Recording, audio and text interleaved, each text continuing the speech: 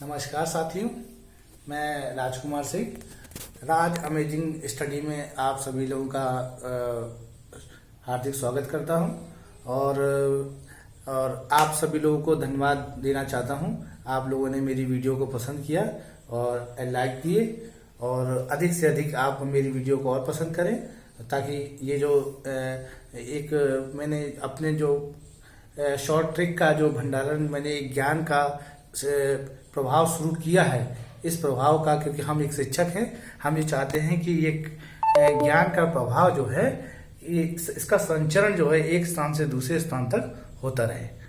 तो जैसा कि अगर इनमें से अगर आप कोई नए जो कोई भी नए कैंडिडेट हैं जो कि मेरी इस वीडियो को पहली बार देखना चाहते हैं, तो वो मेरी वीडियो को जो है सब्सक्राइब करें, ताकि जब भी कोई नई वीडियो बनेगी तो वो आपके पास कंटिन्यूस जो है वो आपके पास आती रहेंगी और आप भी इन्हें देख के अपनी ज्ञान का जो है संचार अपने विद्यालयों में या अन्य संस्थाओं में कर सकते हैं। तो जैसे कि हम अब नई वीडियो की पिछली लास्ट लेक्चर में हमने आपको जो बताया था कि जो है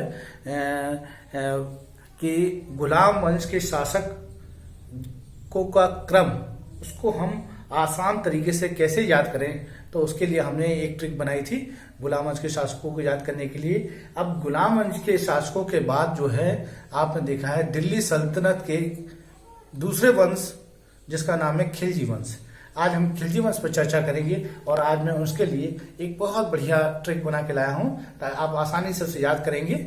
और देखिए अब मैं यहाँ पर आपको दिखाता हूं कि यहाँ पे दिखाता हूं खिलजी वंश के शासकों को याद रखने की आसान ट्रिक मैंने बनाई है। तो सबसे पहले हम बात करते हैं जलालुद्दीन खिलजी। इसका कार्यकाल है 1290 और 1296।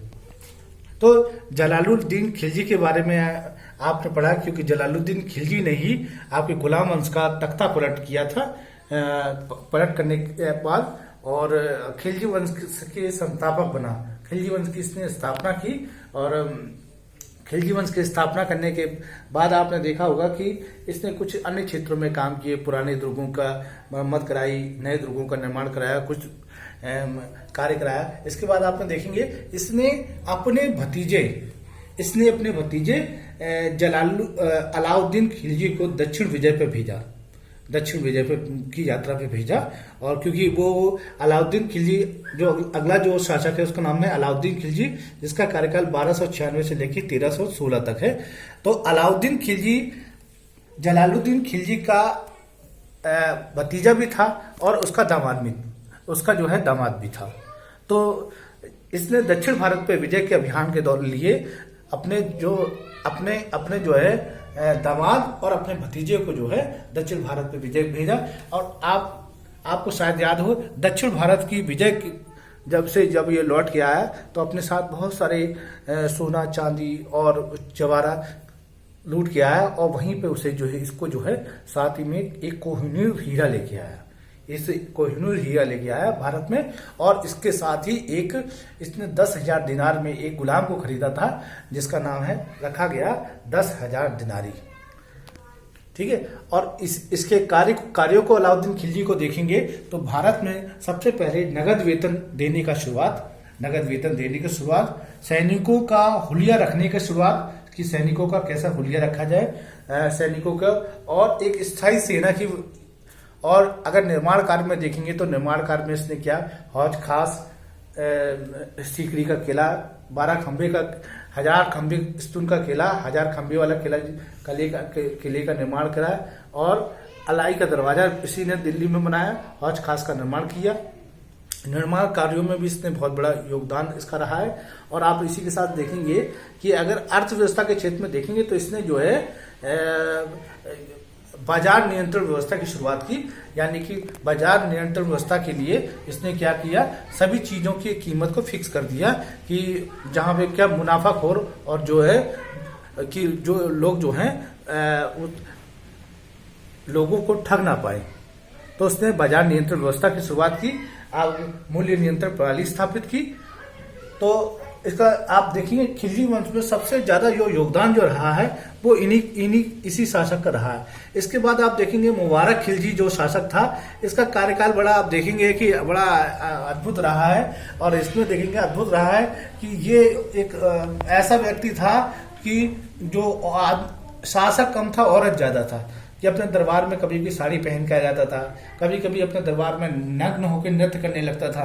तो ये अलग ही अद्भुत शासक रहा है। आपने देखा कि 13 से 20 तक इसने शासन किया।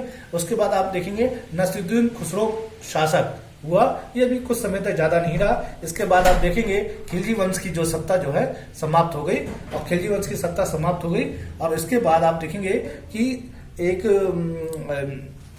तुगलकों ने भारत का राज, गयासुद्दीन नाम के एक शासक ने जो है इनके खिलजी वंश को सत्ता को उखाड़ फेंका। और उसके बाद आप देखेंगे खिलजी वंश का साम्राज्य जो है वंश जो है खत्म हो जाता है। तो अब देखिए अब मैंने आपको खिलजी वंश के बारे में एक संक्षेप में जानकारी दे दी, ताकि आप जो है खिलजी वंश को आसानी से समझ सकें। और अब जो है मैं आपको इस खिलजी वंश की जो है एक ट्रिक बताता हूं, ताकि आप जो है खिलजी वंश के शासकों को आसानी से कैसे याद कर सकें। तो आपको देखिए, मैंने खिलजी वंश के शासकों को याद करने के लिए नई ट्रिक बनाई है।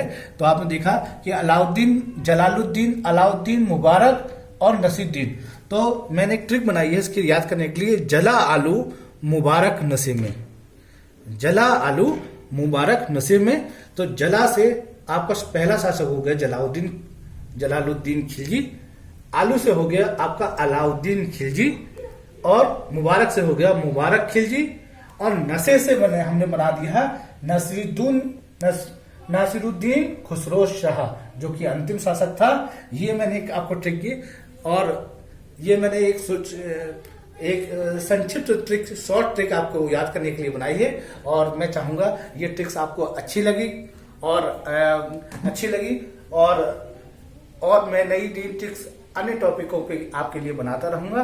आप लोग कृपया हमारे चैनल को लाइक करें, सब्सक्राइब करें, अधिक से अधिक कमेंट करें और अपना ढेर सारा प्यार दें, ताकि मैं और मोटिवेट हूं और आप लोगों के लिए नए नए ट्रिक्स बनाता रहूं। धन्यवाद।